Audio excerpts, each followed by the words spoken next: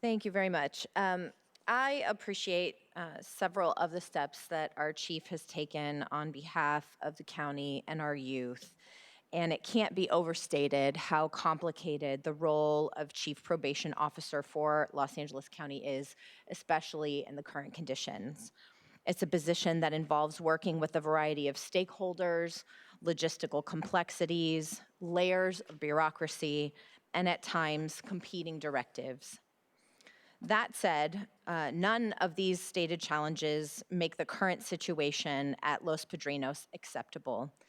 And based on recent conversations, I'm concerned that giving departments a pass by placing all responsibility on the shoulders of a chief doesn't give the confidence that it will get any better. The board initially adopted a Care First policy to invest in our youth, and instead, hundreds of our youth remain locked in an unsafe facility.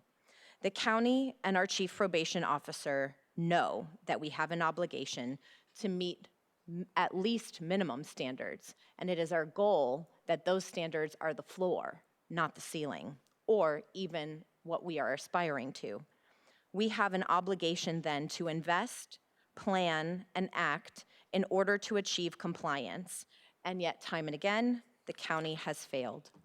Our board took significant steps to make progress, including creating the Department of Youth Development, empowering the Chief Probation Officer to expedite hiring, assisting probation and the Department of Human Resources in recruitment and hiring efforts, and creating a probation compliance officer, just to name a few.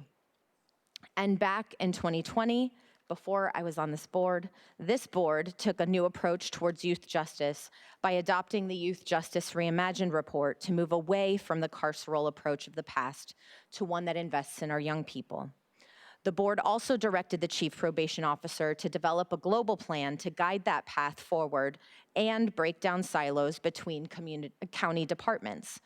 It's been nearly 2 years since the initial request for a global plan, and probation simply doesn't have one.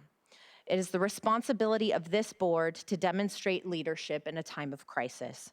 If this board grants the chief probation officer the allegedly additional powers reflected in this motion, and I am not convinced that this motion actually grants new authority, but affirms authorities that the chief probation officer already has, this board has an absolute obligation to ensure accountability. At a minimum, we must require that the chief probation officer be on site at Los Padrinos as much as possible, at least once a week, until suitability is achieved. The chief probation officer and county council must provide weekly BSCC compliance updates, including detailed steps taken to address outstanding noncompliance in staffing, programming, or any other areas of potential noncompliance until compliance is achieved. The chief probation officer, not his designee, must appear in person at probation oversight commission meetings, cluster meetings, and board meetings when probation items are held, absent extraordinary circumstances. The probation department must provide daily population numbers for Los Padrinos and have those regularly reported to our board. Doubling down on failed tactics, which led to crisis after crisis, is not the way forward. For me, it's time for accountability, present leadership, and decisive action. Today's motion doesn't unlock new authorities that the chief of probation doesn't already have, especially over probation staff. And we know that staffing is at the heart of this crisis. Yet we know what the results are with the status quo. Instead, I believe this motion reinforces young people being subjected to unsafe conditions, not accountability on them or on staff. Therefore, I'm not in a position to support the motion today.